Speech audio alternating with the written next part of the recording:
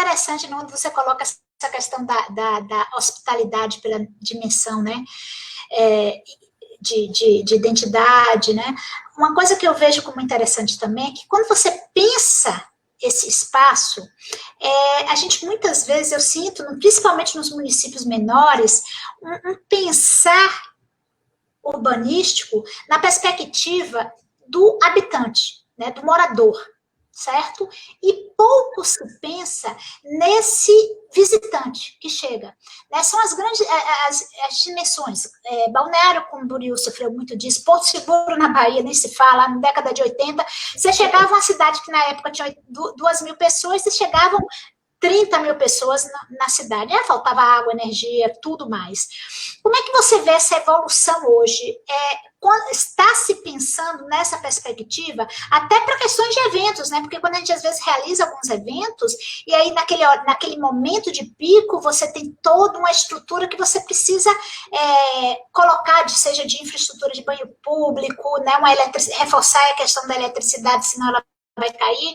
Então, como é que está esse pensar, e se isso teria alguma relação com essa questão da hospitalidade urbana, do pensar o turismo nesse espaço?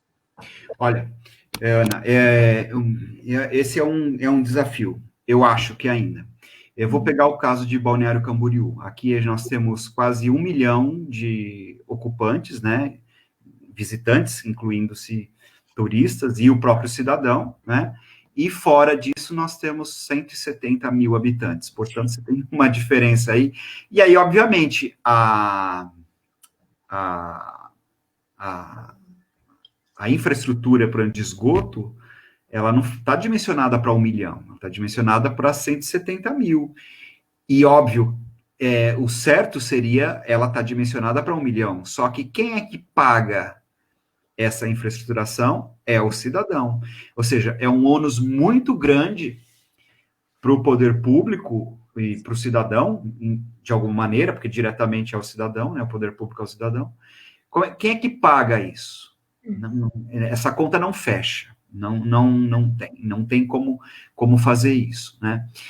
Agora, essas pequenas cidades, eu acho que o Brasil, de modo geral, aqui eu estou arriscando, tá? É aquele momento que eu estou te falando de reflexão aberta, que eu não li nada, não sei nada, mas estou arriscando aqui uma... Eu acho que o meio natural nosso, ele tem atrativos já feitos e prontos. Eu não preciso gastar dinheiro em construir. Então, às vezes, é uma morraria, é um afloramento rochoso. Você veja o Rio de Janeiro, o afloramento geomorfológico do Rio é de tirar o fôlego, né? O Pão de Açúcar, Corcovado, enfim.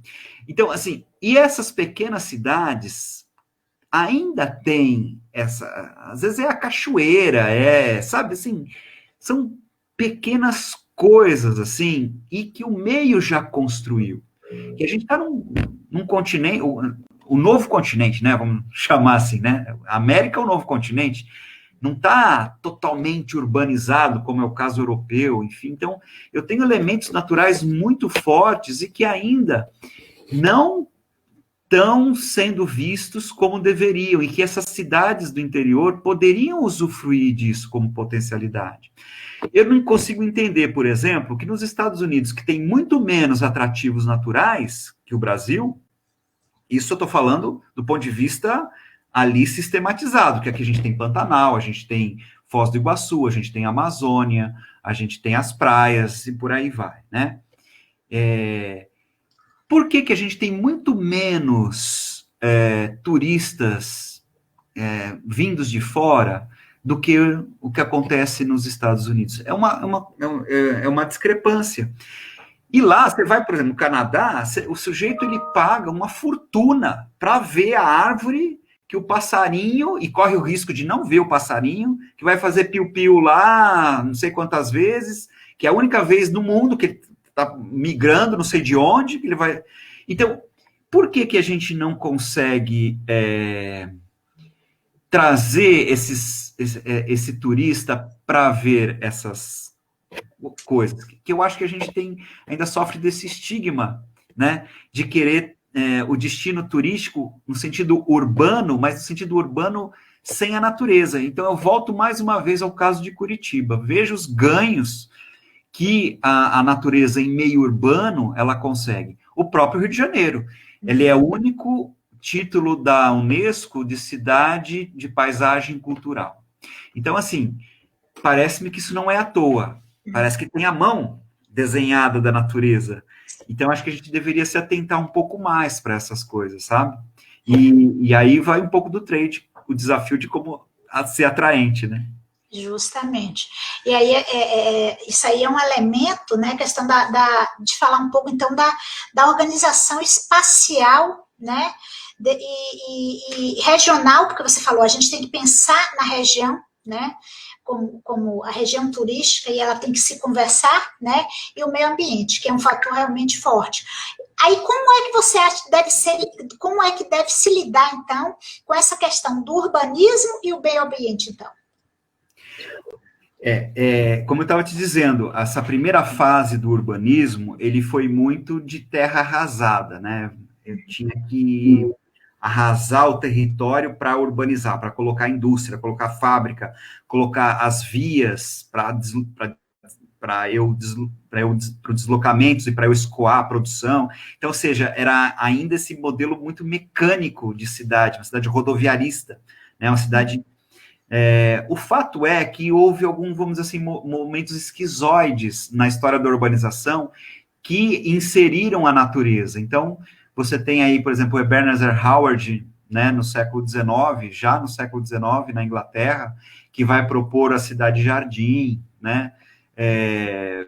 Enfim, você depois tem o McHargue, a McHargue, que vai propor como que a natureza ela tem que ser respeitada no meio urbano, porque, você veja, naquele momento dessa primeira fase da urbanização, até o parque em meio urbano, ele era uma visão errada de achar que a natureza, o parque era o pulmão da cidade. É como se dissesse, a Amazônia é o pulmão do mundo. Então, eu destruo todo o verde do mundo e deixo só a Amazônia ver o que dá. Né? Então, assim, é uma visão errada que se tinha.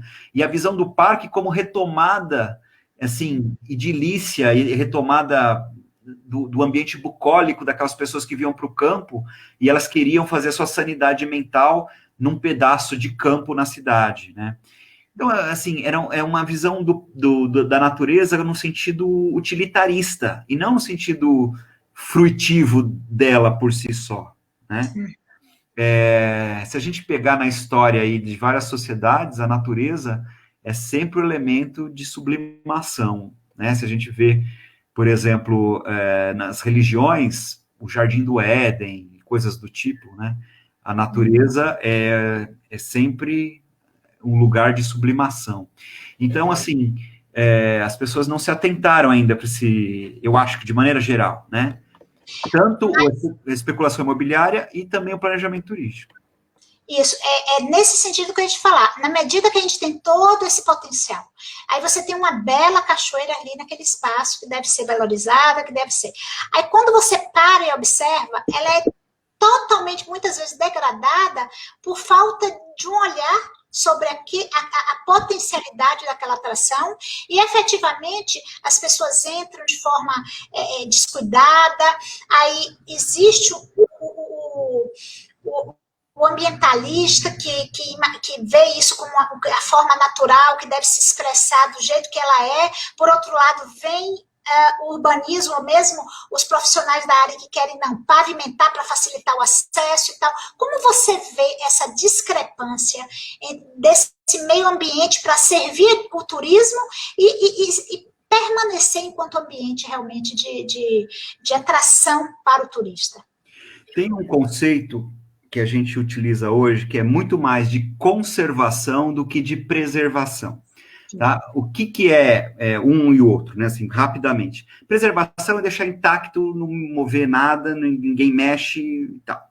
Mas conservação eu uso desde que. Então, assim, eu posso ter um resort, por exemplo, em meio, desde que a taxa de ocupação desse resort E muitas vezes isso é bom, e não só um aspecto, vamos dizer, que seja um empreendimento privado, mas também um empreendimento público, um parque, né, público, aberto, né, é bom porque, assim, você sempre vai ter uma vigilância das pessoas e que aquele espaço não vai se tornar um espaço privativo, que vão desmatar, que vão... Então, ou seja, a vigilância das pessoas é o que torna aquilo público e que garante, então, esse uso, vamos dizer assim, disciplinado, né?